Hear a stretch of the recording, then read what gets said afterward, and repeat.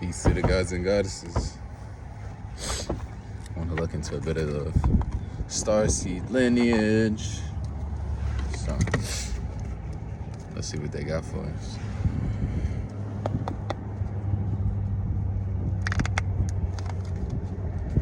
How you feeling? Refreshed and rejuvenated? These solar flares, man. The sun is our most powerful drug. Or medicine. There's definitely a high that comes from it.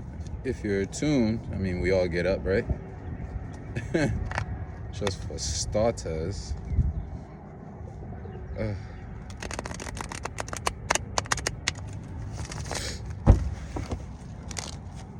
Yeah, I'm excited to read into these cards a little bit, tap in with it a bit more.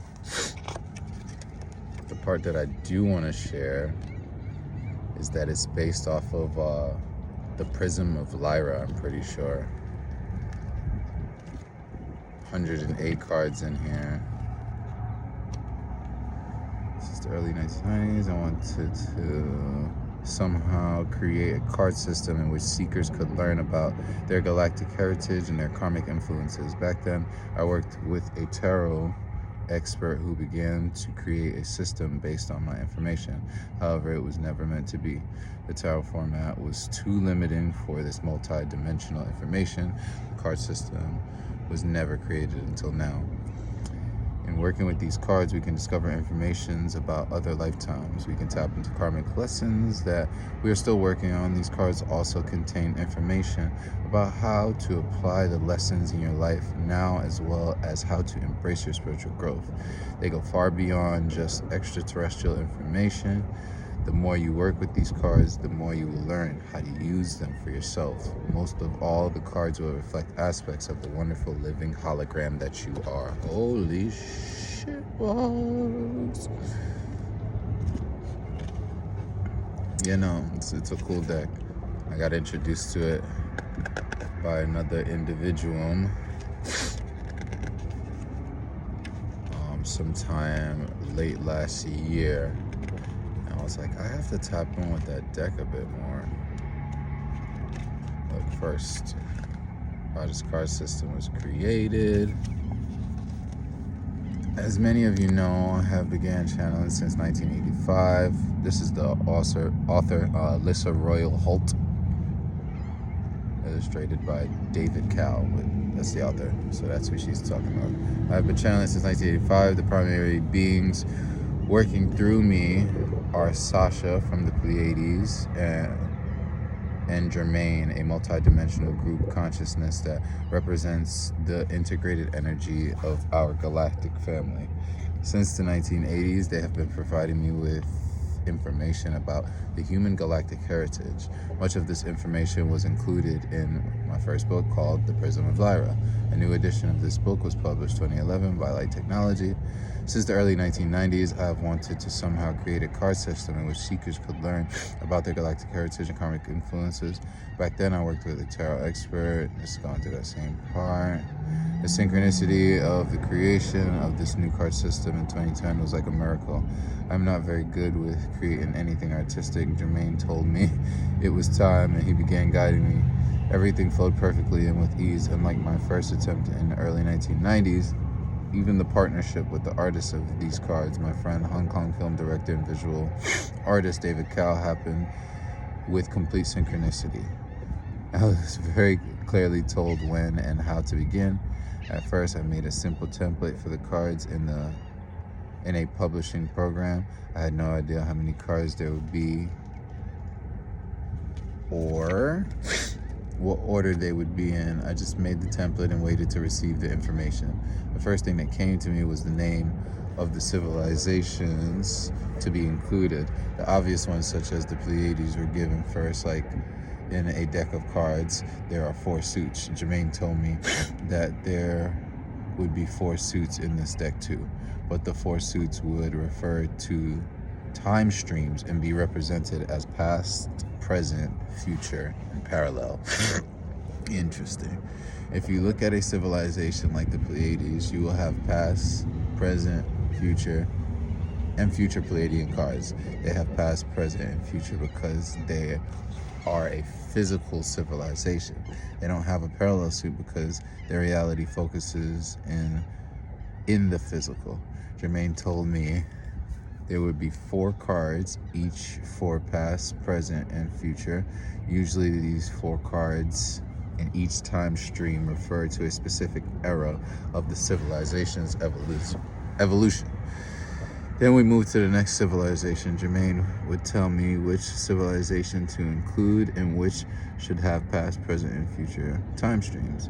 I laid it out on the computer. We did all the physical civilizations first and then the non-physical ones. For example, let's look at Arcturus because it is a non-physical civilization. Jermaine told me that it would only have 4 cards and the suit would be parallel. There is no past, present, or future. Parallel exists all at the same time, outside of time. They don't express themselves in a timeline. So I laid out those cards that had only the parallel suit represented. Included were the associations of worlds, Arcturus, Andromeda, and more. Sorry.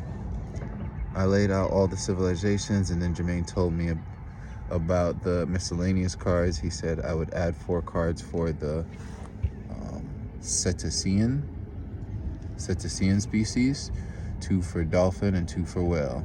At the end, he added miscellaneous species like insectoid, hybrid, and so on. So you can imagine that as I was doing this, I had no idea if it would make sense at the end. It was definitely an exercise in trust.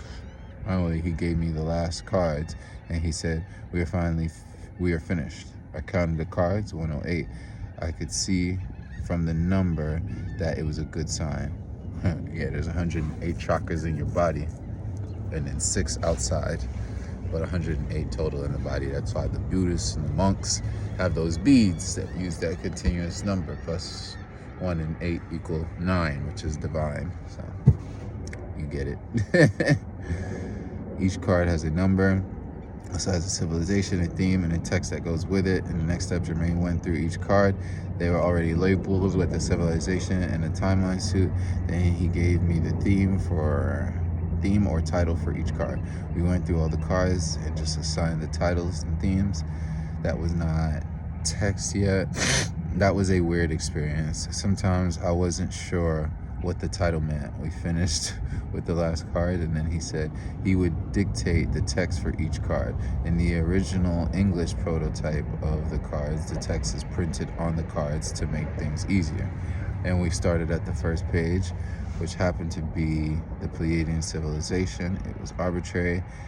At this point, the cards were not laid out in any particular order. Jermaine began dictating the text for each card. Reminds me of Saint Germain anyway, by the way, just saying. Who also works with that violet flame. Purple, you see it? Let's talk about it. Ooh. Then we started at the first page, which happened to be the Pleiadian civilization. It was arbitrary. At this point, the cards were not laid out in any particular order. Sorry, I'm rereading. Jermaine began dictating the text for each card. I was so amazed that the text flowed from one card to another and told the story. It made a lot of sense. We completed all 108 cards in a couple of weeks. I could not work on it full time. I did a few hours every day. It was intense work. When the text was done for all the cards, I looked at them closely. At that point, I had numbered them simply in the order they were dictated. The numbers were necessary for organization, but sometimes didn't feel right. I told Jermaine, these don't feel like the right numbers. He said that is correct. Then he showed me how to renumber them according to their frequency. The order is based on the journey from unity to polarity, through integration and back to unity. The card numbers are based on that journey. The lower number cards represent the early fragmentation. The numbers start moving towards polarity and then back toward unification with the higher numbers. The higher number cards are the reintegration cards. He gave me a diagram that represented this flow of energy and had me plot the cards along the diagram. This means that if you put the cards in numerical order, it is not necessarily expressing a linear story of galactic civilization. It is simply representing a movement of energy from unity to polarity and then to reintegration. After he was finished, he said, "Now you are finished. Make the first prototype." We printed them on the computer, cut them, and began to use them. My husband Ron and I began to test them by doing readings for each other and our friends. They were amazingly accurate. We played with different ways to lay them out in order to receive different types of information. Those layouts will be included in the booklet. In the end, we have 21 different species and 108 cards. There are 4 timeline suits, past, present, future, and parallel. They are numbered based on the journey from unity to polarity and back to unity. What kind of information is on these cards? We didn't want it to be something like, oh, you had a lifetime in the Pleiades. That is boring. So what? Should have substance that is meaningful. The information on the cards has many layers and many meanings. It might be a karmic lesson. It might be something that you need to learn right now. It may refer to the mission that you have in this lifetime. It might also be reflecting an aspect of you from another timeline. There are different ways to use these cards based on how you look at the information on the card. And Jermaine will discuss that further. When you use them, sorry bugs, it is important to go beyond the literal words of each card. Words on the cards. Read the literal words, but use your intuition.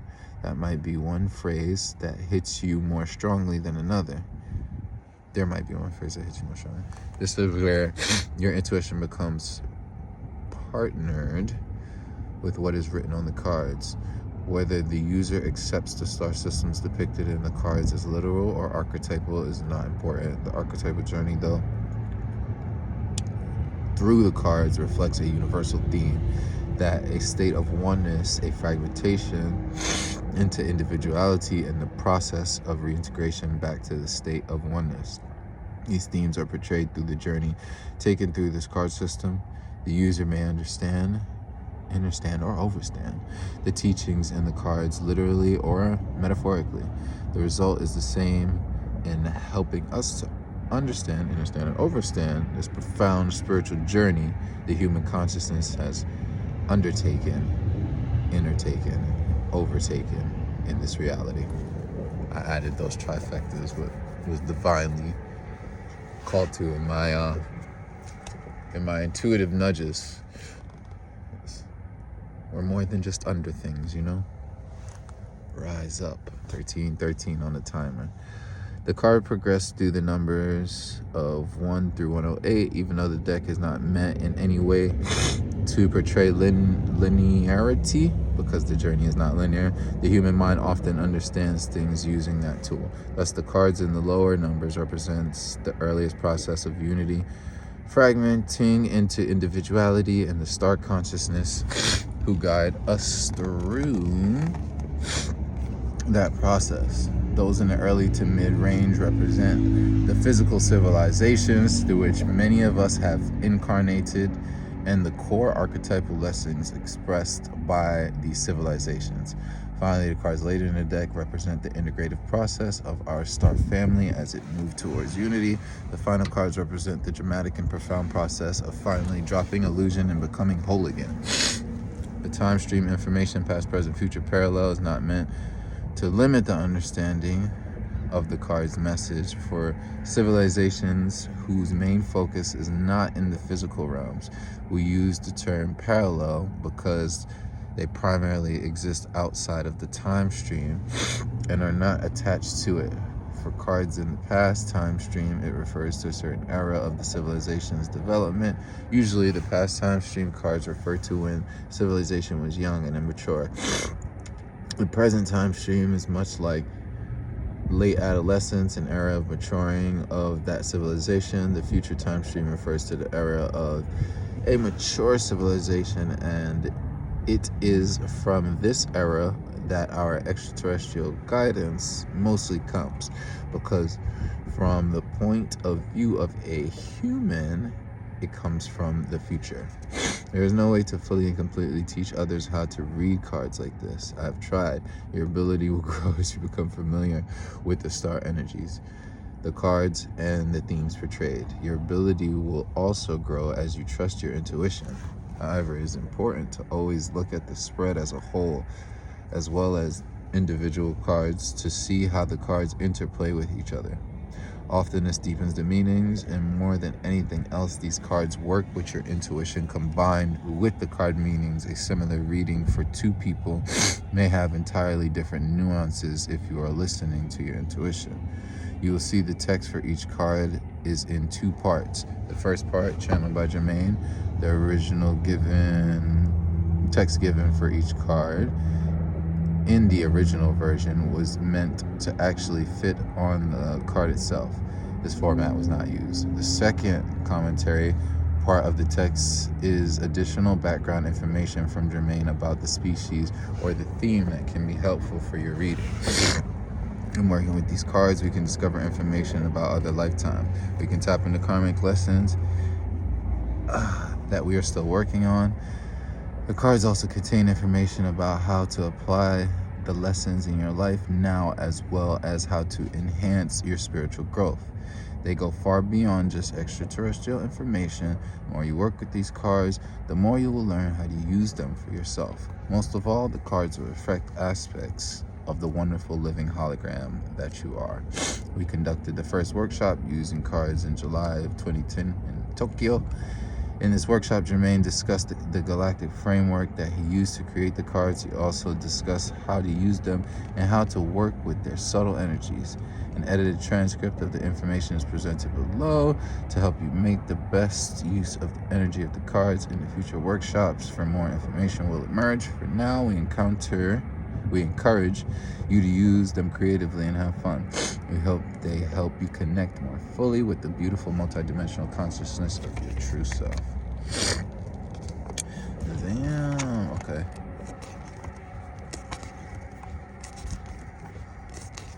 Ooh, I'm gonna read into that stuff later. It talks a little bit more about the individual species. Yeah, I'm gonna read that later. All right. Long-winded. For those of you who stuck around, let's get into a few. Ooh.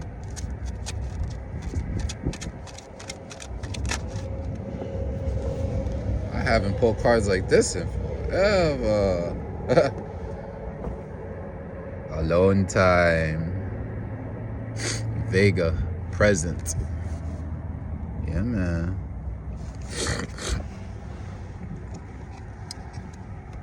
We're kind of gonna do it like a 3-card spread is what I'm feeling.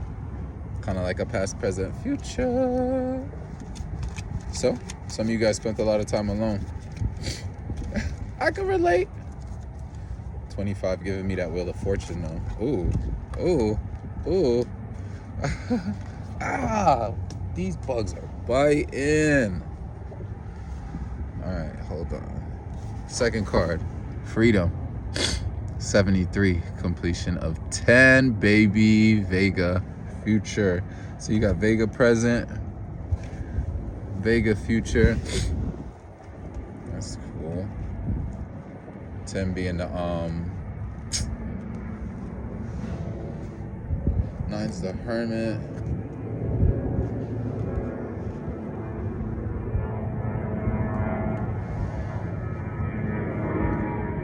10's the Wheel of Fortune. It's turning. I was like, what is that? And that's future. Yeah, that makes sense. That feels aligned and on par. Can I get one more?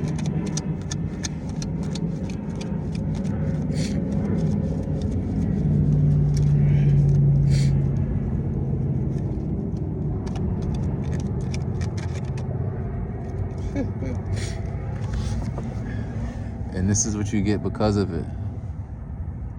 Living in the now. Cetacean or Cetacean. Somebody knows how to say that. Put me on, but Cetacean dolphin parallel. Living in the now.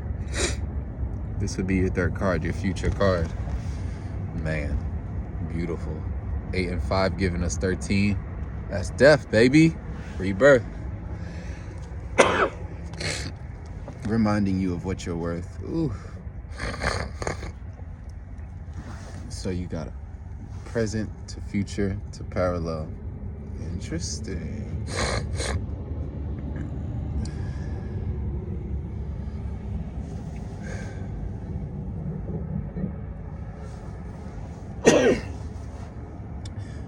The theme of what I'm picking up is that your alone time is what led to your current freedom, which you now embrace by living in the now. It's reminded you of that nature. Shit. This is hitting home. No, I definitely heavily can relate. Vega. Let's read up on them. We get the 3 readings and then I'll cut you guys loose, but we're just refreshing, getting used to it. Ancient Vegans were solitary beings. They often spent large amounts of time alone in quiet contemplation as a way to remain centered, so they had enough energy to be of service to their community. In current times, it's funny because I guess I'd technically be considered a vegan, and they call these the Vega vegans as far as context, or speaking of them in plural. Yeah, interesting.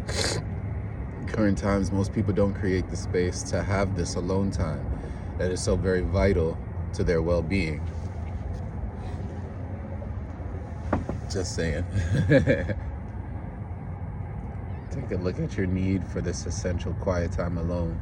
Give it to yourself, not only for rest or activities that recharge you, but to look deep within yourself and work on your inner challenges. This is a fundamental need of all humans. This need can no longer be ignored. Hold on, I get tissue for my nose.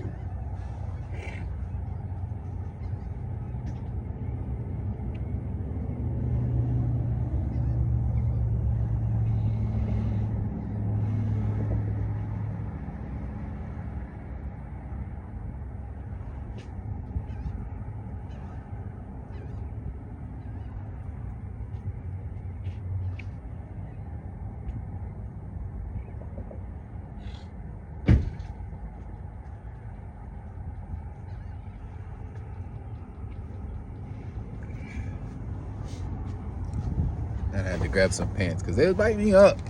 Leave my legs alone. Commentary. Reality on Earth can be chaotic, filled with multiple distractions from family, home, and work. These distractions can also be played out through our emotions, whereby our emotional states keep us distracted from our true internal essence. This is why stilling practices like meditation and yoga serve very important functions. They help us still our minds so we can see our true connection to the universe and the true nature of our consciousness. Every human needs time alone, not to distract ourselves with games or television, but to go deep within and cultivate an intimate relationship with our true selves. The vegans were very solitary beings who recognized this essential need. And this card comes up if you're reading. If this card comes up in your reading, you cannot ignore this inner need any longer. Settle your mind and reestablish connection with your inner self. This is not really not negotiable. Without this commitment, spiritual evolution becomes extremely difficult. This is a key to the next stage of human evolution. If you already spend large amounts of time alone doing spiritual practices, this card may also be giving you the message that this time, alone time, must be balanced with time out in the physical world with other humans as well. I feel that. I feel that. Yeah. Well, any of you guys feel like you're spending too much time alone? Like, nah. I just find those divinely called moments where I'm like, okay, I'm supposed to be here. Outside of that, parasympathetic system, rest and recoup, rest and recharge, rest and regenerate, whatever synonymous word you want to put with it. Your energy is sacred. Treat it as such. Now we got 73 freedom commentary. Okay, this card refers to any era of Vegan history in which the Vegans had surmounted all of their spiritual challenges and became an awakened species. All civilizations have this opportunity, but often a planetary civilization has to go through several cycles of darkness and ignorance. The cards are blowing up. And it's just those two. This one, there's nothing on top of it, and it's just laying here. I'm putting these two under the box, and they're blowing up. Like, so you can see I'm not tripping. Put it down a little bit more. Okay.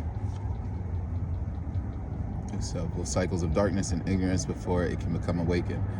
Earth is in a time of darkness now, but it is always darkest before the dawn. Humanity has tremendous potential to become an awakened species as well, but the process is never easy. It requires individuals, or individuums as I would say, and the society, that's people who know proper status of self. Look up the word. But it's well, the process is never easy. Individuals and the society as a whole to see themselves clearly and take the steps needed to transform ignorance into enlightenment. This card, be the light. This card refers to an immense freedom and liberation that comes from a spiritual insight and no longer being a slave to emotions, painful memories of the past, or fears about the future. It refers to a state of consciousness that is rooted in the now, where all the energy that was once spent in worry, fear, judgment, and self-sabotage is reclaimed. If this card shows up in your reading, then it usually means that you are on the precipice of major change, an opportunity to free yourself from old destructive patterns that have kept you stuck. In order to express this energy in the physical reality, however, you will need to take all the steps needed in your life to claim your freedom. Know that these steps may be painful, but the liberation that comes is like a rebirth. As each person takes the steps to transform his or her life, the entire planet's consciousness can evolve as well. Have no fear. The energy of the ancient Vegan masters supports you in your journey. Yeah, we do. You see the color. You see the signs. You realize that you are divine. Living in the now. Last card. For now, at least. We just getting warmed up. Dolphin consciousness. More evolved than human, has the capacity to be rooted in the present moment and to live fully there. This explains their playful nature and how interactions with them bring humans into balance. As the human species and brain evolve, we will need to develop this skill as well. In doing so, we free ourselves from attachments of the past and worries of the future to create an abundance of energy for the now moment. This creates more joy and profound feelings of connectedness to the universe. Every day, focus on your breath, keep attention rooted. Now is all that exists. Yep, I do breath work daily. We all do, but I'm talking about conscious breath work, like bringing your awareness to that in which we call air. Dolphins are sentient beings, much like humans, except without the high levels of polarity in their consciousness. This is why dolphins appear to exist in a joyful, fully present state. The ability to live in the now is an enlightened state, also expressed by awakened masters. Don't confuse it with being irresponsible or childish or seeking immediate gratification. This state is actually one of high integrity, authenticity, impeccability, and self-responsibility. And it is the state that which humanity is eventually evolving. It means letting go of the past and no longer attaching to the future. When we bring our full consciousness to the here and now, our state of consciousness evolves in a powerful way. If these cards come up in your reading, If this card comes up in your reading, it could mean several things. It may mean that you have a strong dolphin connection and wishes to be acknowledged, for sure. I don't know if anybody else saw the video, but I posted the dolphins that come to see me every time I meditate down by the water. Also, there was some here earlier. People was like, oh, look, dolphins. They might be mating. They're spinning and stuff. I'm like, yep. Those the homies. It may also mean that you are being asked to embrace the quality of living in the now as a way to let go of the pains and of the past or worries about the future. A great way to practice this is simply to sit quiet and focus on your breath. If your mind wanders, just refocus it on the breath. This is an essential skill to navigate and the coming changes in Earth's reality. You also can count. The numbers kind of keep me dialed in, so if you're one of those real brainy people, 1, 2, 3, 4, 5, 6, 7, 8. 1, 2, 3, 4, 5, 6, 7, 8. 3, 4, 5, 6, 7, 8. Play with it. That's all I'm gonna say. I can't give you all the answers, but there's many different ways to skin this putty cat. 3113 on the timer. Pelling drum, same way forward, same way back. And that's a portal. 3 and 1 and 1 and 3, 4 and 4, that equals 8. The number of mastery and abundance. Ouroboros, infinity loop. Doing things over and over and over again. That's how you master them. Breaks outside of the 7 days of the week. It's that next level. 7 being divine intervention from the Most High, or the Chariot card in the tarot, to 8 being your strength. You gain a lot of confidence by doing things repetitively. Like, you can't tell me nothing. I know now. Put the work in. Begin practicing now. Have patience. These changes are cumulative and require focus and commitment. But you will soon notice things shift in your reality because you have shifted.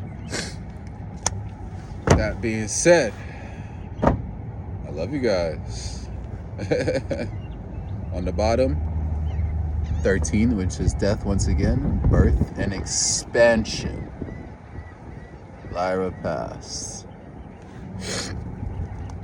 I'll let you take that as you may. We're not gonna read into that. It's really the birth part and expansion with the 13 in yellow, solar plexus chakra, that's speaking to me. So, yeah, I'm gonna leave that there. Split the deck. Love and ashe to the royal family. It's been a pleasure.